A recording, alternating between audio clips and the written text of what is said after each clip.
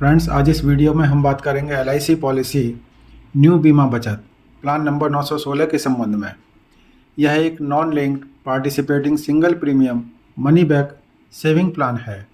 यानी कि इस पॉलिसी में शेयर मार्केट में होने वाले उतार चढ़ाव का कोई भी खतरा नहीं रहता है, क्योंकि यह शेयर मार्केट से संबंधित पॉलिसी नहीं है और यह LIC को होने वाले लाभ में शामिल होती है। और इसी के साथ यह एक सिंगल प्रीमियम वाली मनी बैक पॉलिसी है। सो हेलो एंड नमस्ते फ्रेंड्स, मैं मनोज कुमार यादव, एक फाइनेंशियल डॉक्टर। हमारे YouTube channel money manager Manoj पर आपका हार्दिक स्वागत है। तो फ्रेंड्स, आइए अब हम जानते हैं इस पॉलिसी की eligibility conditions and other restrictions की। सबसे पहले हम देखते हैं कि इस पॉलिसी को कौन ले सकते हैं। यानी कि इस पॉलिसी को लेने के लिए व्यक्ति की आयु कम से कम 15 वर्ष पूर्ण होनी आवश्यक है। मैक्सिमम एज एट एंट्री 50 साल, यानी कि इस पॉलिसी को कोई भी अधिकतम 50 वर्ष की आयु वाला व्यक्ति ही ले सकता है। मैक्सिमम मैच्योरिटी एज, यानी कि मैच्योरिटी के समय पे व्यक्ति की आयु अधिकतम 59 साल हो सकती है यदि यह पॉलिसी 9 साल की टर्म वाली ली जाती है। इसी प्रकार से यदि 12 साल की पॉलिसी कोई व्यक्ति लेता है तो मैच्योरिटी के समय उसकी अधिकतम आयु 62 वर्ष।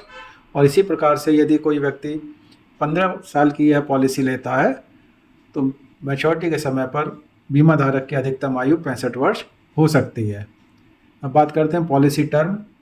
इस पॉलिसी में बीमा धारक को 3 ऑप्शन मिलते हैं। वह 9 साल, 12 साल या 15 साल की पॉलिसी ले सकता है। मिनिमम सम एश्योर्ड, यदि बीमा धारक 9 साल की पॉलिसी लेता है तो उस दशा में मिनिमम सम एश्योर्ड 35,000 रुपये होगा। 12 साल की यदि पॉलिसी ली जाती है तो मिनिमम सम एश्योर्ड 50,000 रुपये और 15 साल की पॉलिसी में मिनिमम सम एश्योर्ड 70,000 रुपये होगा। यहाँ मिनिमम सम एश्योर्ड से मतलब उसके द्वारा जमा किए जाने वाले प्रीमियम से नहीं है, बल्कि यह मिनिमम वह धनराशि है जिसका बीमा धारक को इस पॉलिसी के अंतर्गत दिया जाएगा। मैक्सिमम सम एश्योर्ड, उसकी कोई भी लिमिट नहीं है, यानी कि यह पॉलिसी बीमा धारक की आयु और उसकी आय के अनुसार दी जा सकती है। और यह पॉलिसी मिनिमम सम एश्योर्ड से आगे 5,000 रुपये के मल्टीपल में दी जा सकती है। प्रीमियम पेमेंट मोड, यह एक सिंगल प्रीमियम वाली पॉलिसी है, यानी कि इसका प्रीमियम पॉलिसी लेते समय केवल एक बार ही जमा किया जाएगा। इसमें किसी प्रकार से ईयरली, हाफ ईयरली या क्वार्टरली इत्यादि मोड नहीं मिलते। अब बात करते हैं हम इस पॉलिसी के बेनिफिट्स की। तो सबसे पहले डेथ बेनिफिट, यानी कि पॉलिसी लेने के 5 वर्ष के अंदर अंदर यदि बीमा धारक की डेथ हो जाती है तो उसके नॉमिनी को सम एश्योर्ड ऑन डेथ का भुगतान किया जाएगा। और यदि 5 वर्ष पूर्ण होने के पश्चात बीमा धारक की डेथ होती है तो उसके नॉमिनी को सम एश्योर्ड ऑन डेथ का भुगतान लॉयल्टी एडिशन के साथ में किया जाएगा। और यहाँ सम एश्योर्ड ऑन डेथ से मतलब है कि बीमा धारक द्वारा इस पॉलिसी के अंदर भुगतान किए गए सिंगल प्रीमियम का 1.25 गुना या बेसिक सम एश्योर्ड, इन दोनों में से जो भी धनराशि अधिक होगी वही सम एश्योर्ड ऑन डेथ माना जाएगा। और यहाँ सिंगल प्रीमियम में किसी भी प्रकार के एक्स्ट्रा प्रीमियम, राइडर प्रीमियम या टैक्स को शामिल नहीं किया जाएगा। सर्वाइवल बेनिफिट्स, यानी कि इस पॉलिसी के अंतर्गत बीमा धारक को बीमा अवधि के दौरान पॉलिसी लेने के हर 3 वर्ष के पश्चात बीमा अवधि में सर्वाइवल बेनिफिट का भुगतान किया जाता है। जैसे यदि बीमा धारक ने 9 वर्ष की पॉलिसी ली है तो उसको पॉलिसी लेने के तीसरे और छठे वर्ष के अंत में बीमा धन के 15% के बराबर धनराशि का भुगतान सर्वाइवल बेनिफिट के रूप में किया जाएगा। इसी प्रकार से यदि बीमा धारक ने 12 वर्ष की पॉलिसी ली है तो उसमें बीमा धन के 15% के बराबर धनराशि का भुगतान पॉलिसी के तीसरे, छठे और 9वें साल के अंत में किया जाएगा। इसी प्रकार से यदि 15 वर्ष की पॉलिसी है तो उसमें बेसिक सम एश्योर्ड के 15% के बराबर धनराशि का भुगतान पॉलिसी लेने के तीसरे, छठे, 9वें और 12वें साल के अंत में बीमा धारक को सर्वाइवल बेनिफिट के रूप में किया जाता है। मैच्योरिटी बेनिफिट, यानी कि इस पॉलिसी में बीमा धारक को मैच्योरिटी के समय पर सम एश्योर्ड और मैच्योरिटी का भुगतान लॉयल्टी एडिशन के साथ में किया जाता है। और यहाँ सम एश्योर्ड और मैच्योरिटी से मतलब है कि पॉलिसी लेते समय बीमा धारक द्वारा जमा किए गए प्रीमियम की धनराशि में से कोई भी राइडर प्रीमियम, एक्स्ट्रा प्रीमियम या किसी भी प्रकार के टैक्स की धनराशि को घटाकर शेष बची धनराशि से है। लॉयल्टी एडिशन यानी कि जैसा कि यह स्पष्ट है कि यह पॉलिसी शेयर मार्केट से संबंधित नहीं है और LIC को होने वाले लाभ में शामिल होती है। तो इस पॉलिसी के अंतर्गत यदि बीमा धारक की डेथ पॉलिसी लेने के 5 वर्ष के पश्चात होती है तो बीमा धारक के नॉमिनी को सम एश्योर्ड ऑन डेथ का भुगतान लॉयल्टी एडिशन के साथ में किया जाता है। इसी प्रकार से मैच्योरिटी तिथि तक बीमा धारक के जीवित रहने की दशा में भी मैच्योरिटी सम एश्योर्ड का भुगतान लॉयल्टी एडिशन के साथ में बीमा धारक को किया जाता है। आइए अब हम इस पॉलिसी को एक एग्जाम्पल के रूप में देखते हैं कि यहाँ बीमा धारक को मैच्योरिटी किस प्रकार से मिलेगी। तो यहाँ यह माना गया है कि बीमा पॉलिसी लेते समय एक व्यक्ति जिसकी आयु 30 वर्ष है और वह यह पॉलिसी 10 लाख रुपए सम एश्योर्ड की लेता है, जिसमें पॉलिसी टर्म 15 साल की ली गई है। तो इस दशा में उसका बेसिक प्रीमियम 7,35,300 रुपये होगा और इस पर 4.5% की दर से GST और जोड़ा जाएगा। तो यहाँ हम देखेंगे कि सब पॉलिसी लेते समय बीमा धारक द्वारा 7,35,000 रुपये प्लस GST का भुगतान किया गया। इसके बाद में बीमा धारक द्वारा मैच्योरिटी की तारीख तक किसी भी प्रकार का कोई भुगतान इस पॉलिसी में नहीं किया जाएगा और पॉलिसी लेने के हर 3 साल बाद यानी कि तीसरे, छठे, 9वें और 12वें साल में बेसिक सम एश्योर्ड के 15% के बराबर यानी कि यह धनराशि होगी 1.5 लाख रुपये। तो 1.5 लाख रुपये का भुगतान बीमा धारक को सर्वाइवल बेनिफिट के रूप में पॉलिसी लेने के तीसरे, छठे, 9वें और 12वें साल के अंत में किया जाएगा।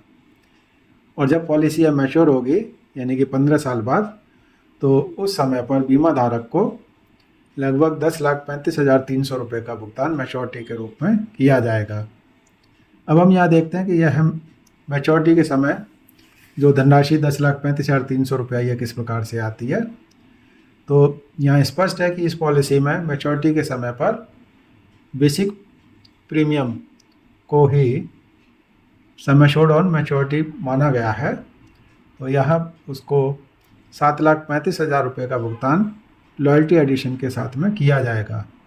और यहाँ अभी जैसा कि इस पॉलिसी में लॉयल्टी एडिशन का रेट 300 रुपये पर 1000 का है, तो 10 लाख रुपए की यह पॉलिसी है तो यहाँ लॉयल्टी एडिशन हो गया 3 लाख रुपए।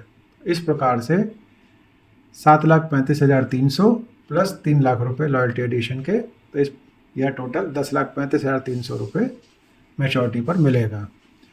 अब यहाँ देखते हैं कि ये इस पॉलिसी में बीमा धारक को कुल कितना मिला। तो चूँकि तीसरे, छठे, 9वें और 12वें साल में 1.5 लाख रुपए का भुगतान उसको पहले ही हो चुका है, तो इस प्रकार से 6 लाख रुपए का भुगतान उसको सर्वाइवल बेनिफिट के रूप में और 10,35,300 रुपये का भुगतान उसको मैच्योरिटी के समय पर मिला।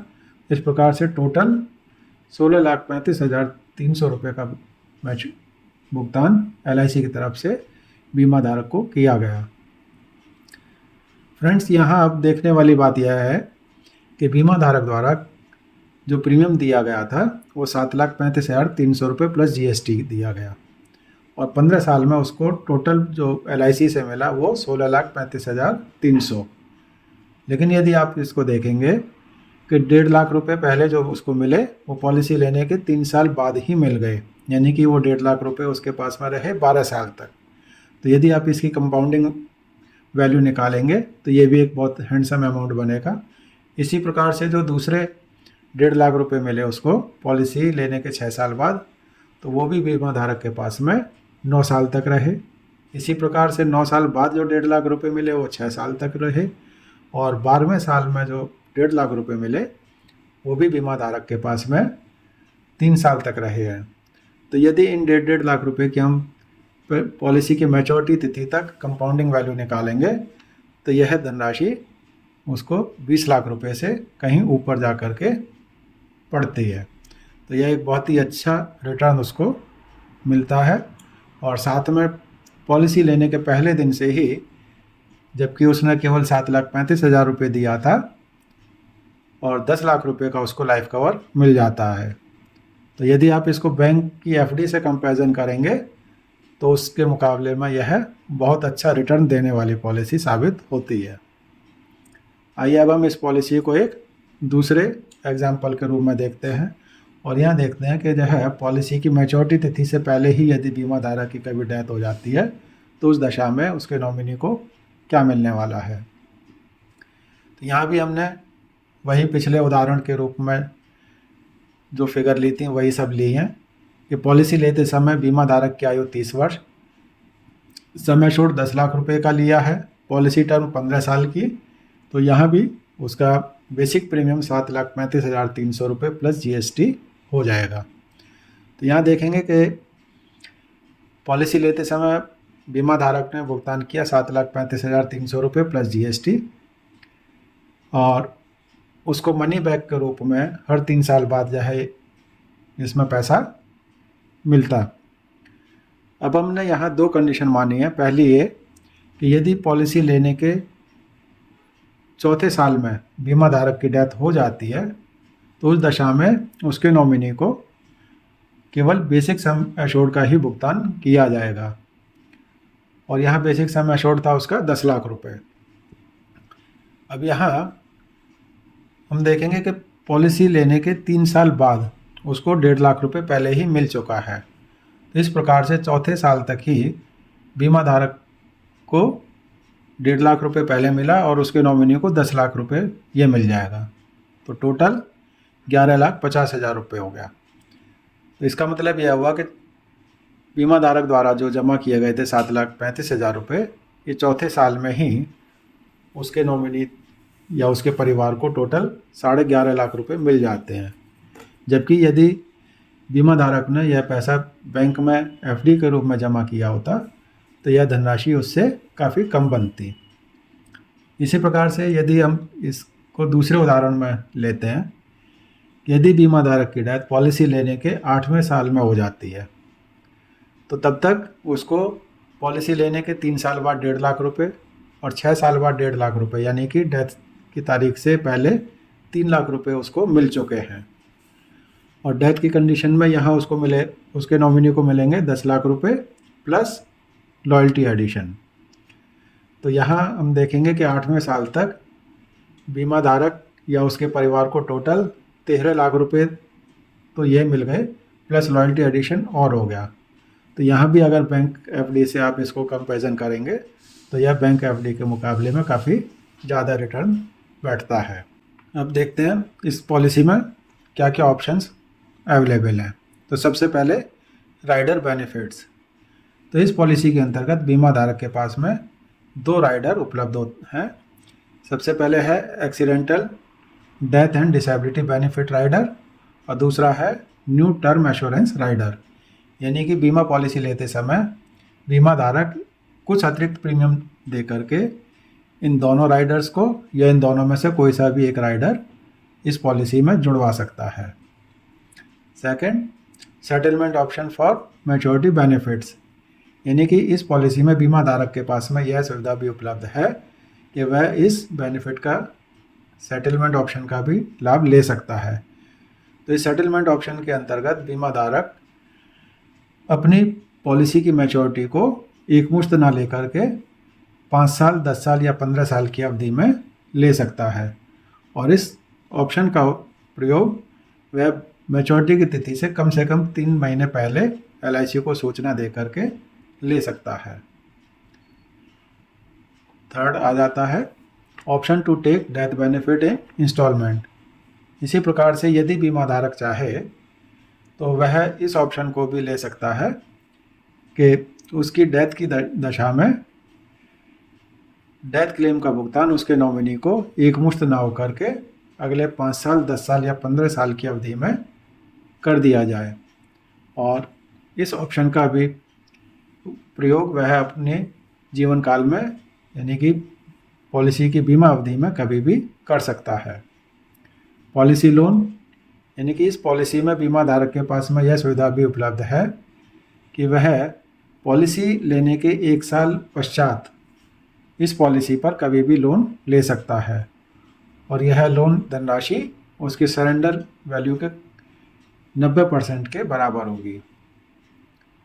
सरेंडर यानी कि इस पॉलिसी को बीमा धारक कभी भी सरेंडर कर सकता है और सरेंडर के समय पर बीमा धारक को गारंटीड सरेंडर वैल्यू या स्पेशल सरेंडर वैल्यू, इन दोनों में से जो भी धनराशि अधिक होगी उसका भुगतान किया जाएगा। और यहाँ हम देखते हैं गारंटीड सरेंडर वैल्यू, यानी कि अगर बीमा धारक पॉलिसी लेने के पहले साल में ही इस पॉलिसी को सरेंडर करता है तो उसके द्वारा जमा किए गए प्रीमियम का कम से कम 75%, और यदि 1 साल के पश्चात वह सरेंडर करता है इस पॉलिसी को तो बीमा धारक द्वारा जमा किए गए प्रीमियम के कम से कम 90% के बराबर उसकी गारंटीड सरेंडर वैल्यू होगी। फ्रेंड्स, LIC के द्वारा अपने पॉलिसी धारकों को सरेंडर की सुविधा बेशक उपलब्ध कराई गई है, लेकिन मेरा एक सुझाव है कि आपको कभी भी अपनी पॉलिसी को सरेंडर करने के विषय में नहीं सोचना चाहिए, और आपको कभी भी पैसों की आवश्यकता हो तो उस पॉलिसी पर लोन लेकर के आप अपना काम चला सकते हैं, और इस प्रकार से आपका काम भी हो जाएगा और आपके परिवार को आर्थिक सुरक्षा की गारंटी भी मिलती रहेगी। आप यह पॉलिसी लेने के लिए इस वीडियो को भेजने वाले LIC साथी या आपके कोई भी दूसरे LIC एजेंट हैं तो उनको कॉल करके आप यह पॉलिसी ले सकते हैं। फ्रेंड्स, यदि आपको हमारा यह वीडियो पसंद आया हो तो इसको लाइक, सब्सक्राइब और शेयर करना ना भूलें, और साथ में बेल आइकॉन भी ज़रूर दबाएं, जिससे कि हमारे आने वाले हर वीडियो की जानकारी आपको समय से मिलती रहे। धन्यवाद।